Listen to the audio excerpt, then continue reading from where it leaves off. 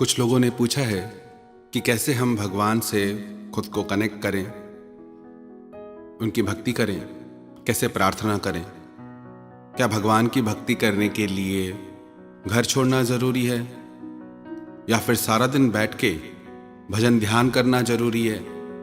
चैतन्य महाप्रभु से किसी ने पूछा कि भक्त किसे कहते हैं, भक्त कौन है। उन्होंने कहा 3 प्रकार के भक्त होते हैं। जिसने जिंदगी में एक बार भी भगवान को पुकारा है वो भी भक्त है, जो रोज पुकारते हैं वो भी भगवान के भक्त हैं, पर जो सारा दिन भगवान की यादों में डूबे रहते हैं वो भक्त सबसे श्रेष्ठ हैं।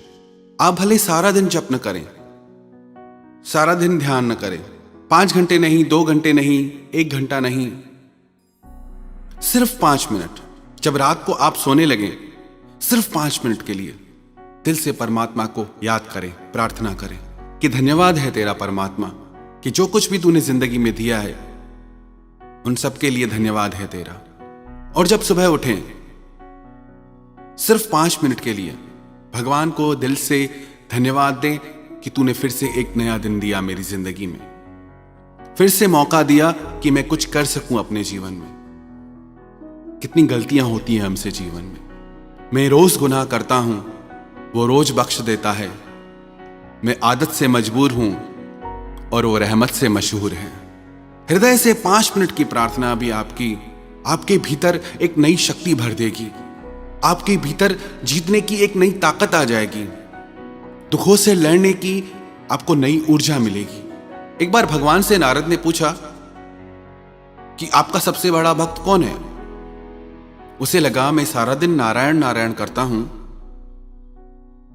तो मुझसे बड़ा भक्त कौन होगा। भगवान उससे बोले कि एक किसान है, धरती पे रहता है, वो मेरा सबसे बड़ा भक्त है। नारद को सुन के आश्चर्य हुआ कि मुझसे बड़ा भक्त कौन हो सकता है। उसने सोचा जाके देखता हूं। जब उसने उस किसान की दिनचर्या देखी, सुबह को 1 माला भगवान के नाम की जप के अपने खेतों में काम करने चला जाता था। खेतों से लौटकर रात को अपने घर आकर सोते समय भगवान के नाम की फिर 1 माला जपता था। और सारा दिन कोई जप तप नहीं करता था, ईमानदारी से अपना जीवन जीता था, अपने माता पिता की सेवा करता था, अपनी पत्नी अपने बच्चों का लालन पालन करता था, किसी का दिल नहीं दुखाता था। तो नारद को आश्चर्य हुआ कि ये कैसे सबसे बड़ा भक्त हो सकता है। वो फिर भगवान के पास आया और भगवान से आके उसने सारी बात कही कि वो तो सिर्फ 1 माला जपता है और सारा दिन खेती करता है, वो आपका सबसे बड़ा भक्त कैसे हो सकता है।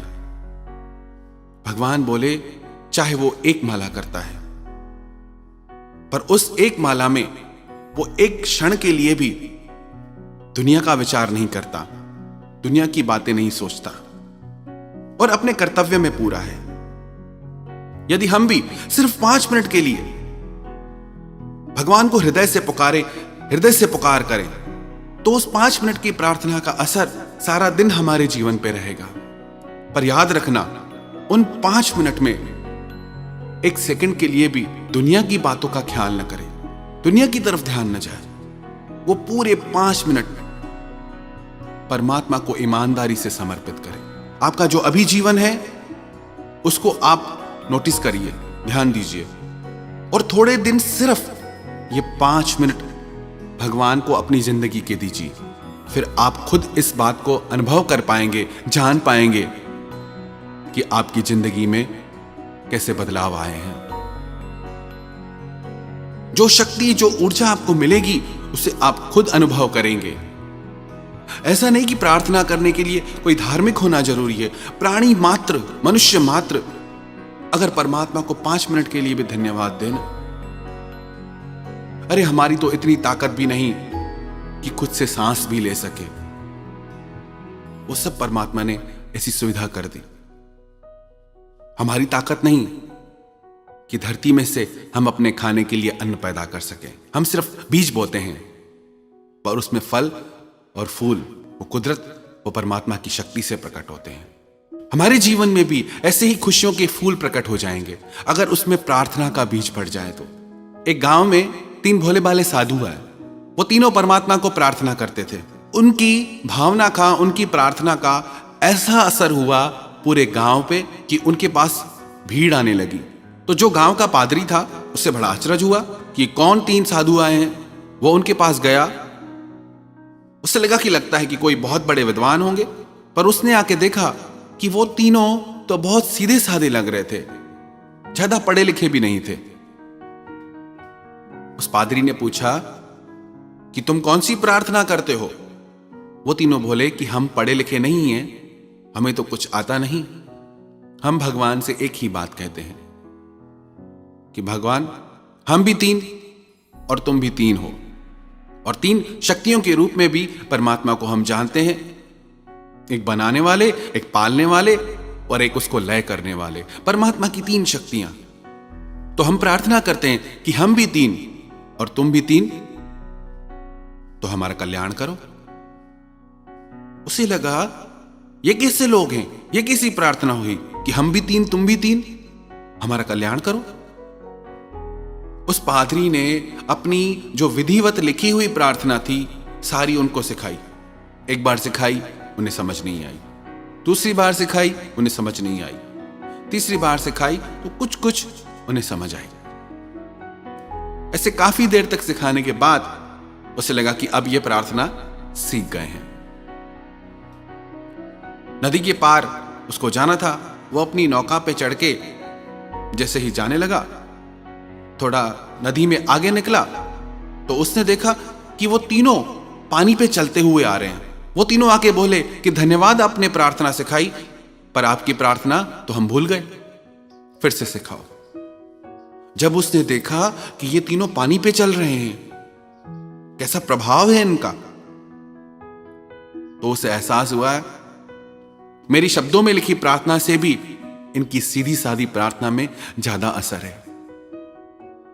कितनी देर करते हैं उससे ज्यादा इस बात का महत्व है कि हम कैसे करते हैं। बहुत ज्यादा चतुराई नहीं चाहिए कि बहुत ज्यादा हमको पढ़ना लिखना पड़े। सरल हृदय चाहिए। चतुराई चौपट करे, ज्ञानी गोता खाए, और भोले भाले भक्त को तो जल्दी प्रभु मिल जाए। तो यदि ईमानदारी से हम ये 5 मिनट प्रार्थना के अपने जीवन में जोड़ ले, तो विश्वास रखना आप अपनी जिंदगी को कई गुना बेहतर पाएंगे। आपको अपने जीवन में दिव्य ऊर्जा का अनुभव होगा। आपको लगेगा कि हां, कि भगवान है मेरे साथ हर बात में। बस आपको अपनी प्रार्थनाओं पे विश्वास जगाना होगा। If you worry, it means you don't pray. If you prayed, then why do you worry? अगर आप चिंता करते हैं तो अभी वो प्रार्थना आप सीखे नहीं। आपकी प्रार्थना भी अभी आपका विश्वास नहीं। यदि आपने प्रार्थना हृदय से की है तो फिर चिंता क्यों करते हैं? भगवान ने अर्जुन से यह बात कही, यदि तू सच्चे मन से मुझ में लग जाएगा तो तेरी हर चिंता मैं करूंगा। योगक्षेमम वहाम्यम। तो यदि हम ये 5 मिनट, सिर्फ 5 मिनट परमात्मा को देंगे, तो ये 5 मिनट हमारी जिंदगी में चमत्कार कर सकते हैं।